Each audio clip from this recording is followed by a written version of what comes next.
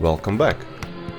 In this episode, I will watch how paint is drying, carefully unpack the parts, break some parts, grind some stuff and hoard pile of scrap metal. But first, let's bring car back home from the paint shop. Off we go, one more time on the trailer. Finally, car is back from painting. You can see it cozily sitting behind me. I will show you behind the scenes of the painting, and also we will try to tackle all the things under the hood today.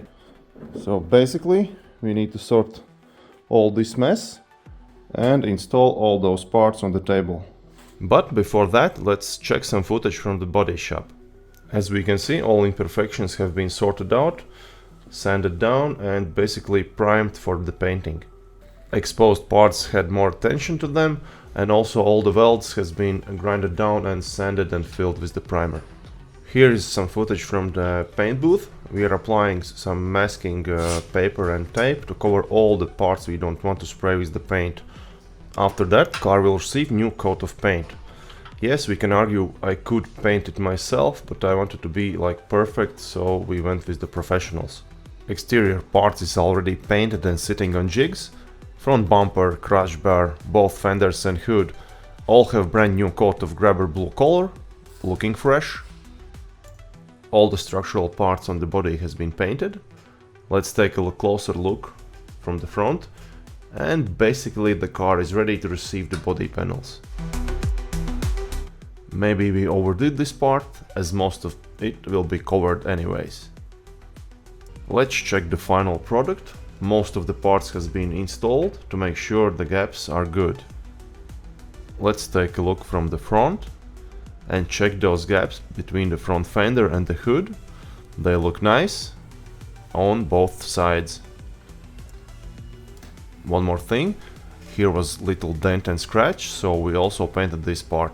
Overall, I'm very happy with the finish, so let's jump back to the previous part. First, I will try to sort out this corner, as it will be a little bit easier, less things to worry about. So I need to install the air box and also take care of all these dangling wires. All these seemingly small tasks come together and leave big impact on overall project. At the start I was overwhelmed with the sheer amount of things that needs to be done. Now, not so much. There goes the clips. Driver's side sorted out, all wires in place. And also I managed to buy a replacement for the fuse box. It will come in few days. Until then, let's put back the broken one, but at the end it will be changed for the new one. Our next task is to install this huge ECU. Look the size of it. ECU will go there, into the passenger side, and on top of this we'll mount the fuse box.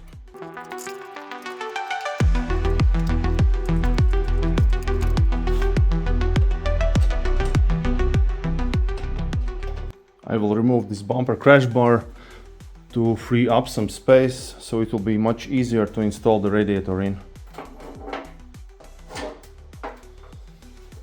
Next, we are removing the intake pipe, as it is in the way of installing the radiator. Before we install the radiator, these bushings need to go in the subframe. And here comes our brand new radiator.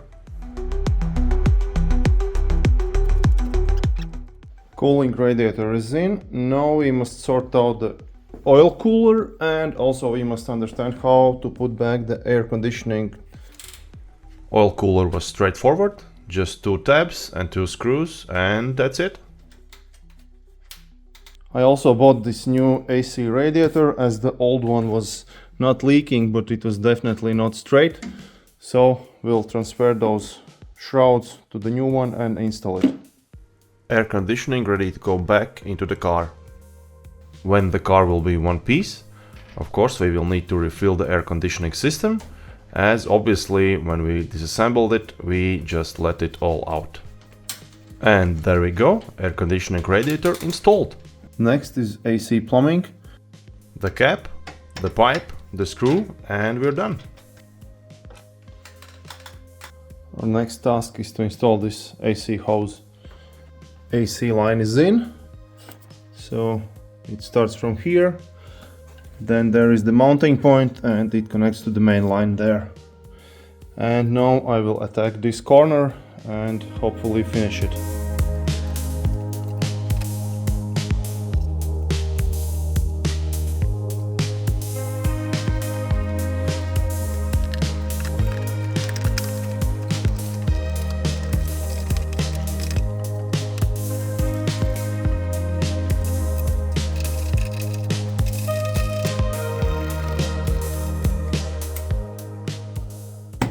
Corner finished. So, spare fuse box is here. I actually got good deal. It was only 50 euros, but it came with all the relays and all the covers. So today's task is to change this broken one, and we actually will gonna plug all these wires back to the ECU and take care of this mess of the wires. Let's start with taking apart the fuse box, basically reverse of installing. And with a little bit of struggling, here is our defective fuse box cover. Here is brand new second hand, and let's put it back.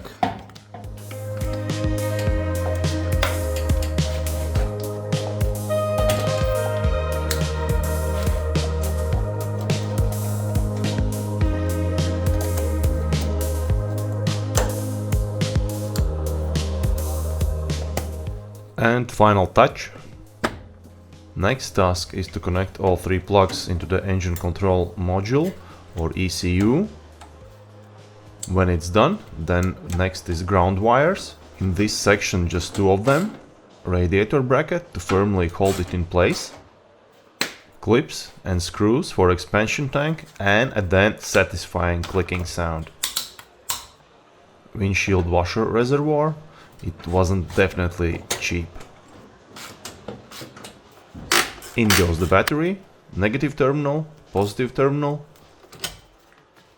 Battery is in, so let's try to start it up. Okay, neutral, brake.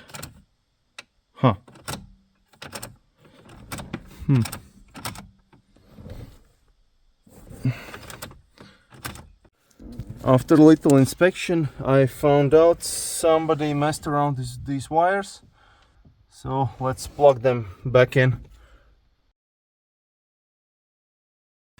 Managed to plug back all the wires. Let's try one more time to start the car. Some signs of life. Let's close the door. So neutral.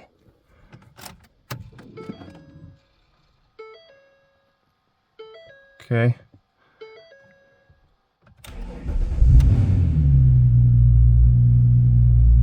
And it's working. Let's install brackets for hood damper. Hopefully I will no longer need to prop the hood on the wooden plank. Last one, and it kind of holds the hood. Corner bumper bracket, then the headlight, at least the complete one. Then comes the passenger side corner. I need to repair some wiring for the blinkers and what was ripped after the crash off. Here is our repaired harness. Now it's just a matter of clicking it into place. And just like that, one more thing less to worry about. Now I will try to make template from this and basically make bracket for this.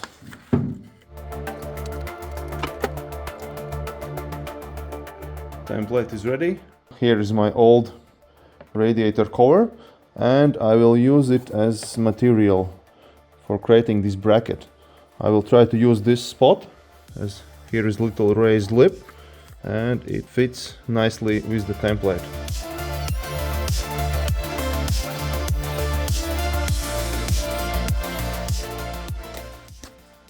This is the final product of the bracket, so it will be placed here.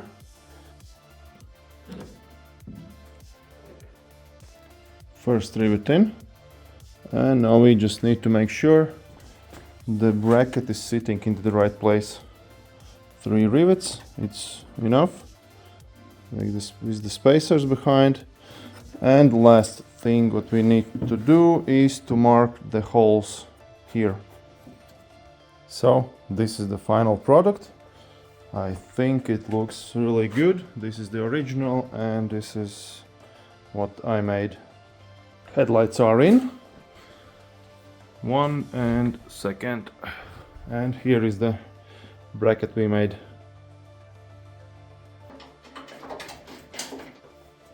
So this is it for this video. I think we did well. In next video I will be putting back the front bumper with all the parts I ordered, and as well I will reveal how much the car cost and how much I spent on all the parts for this rebuild. So stay tuned and see you next video. Thanks! What we have here, let's try to get better look. I think the front bumper looks good.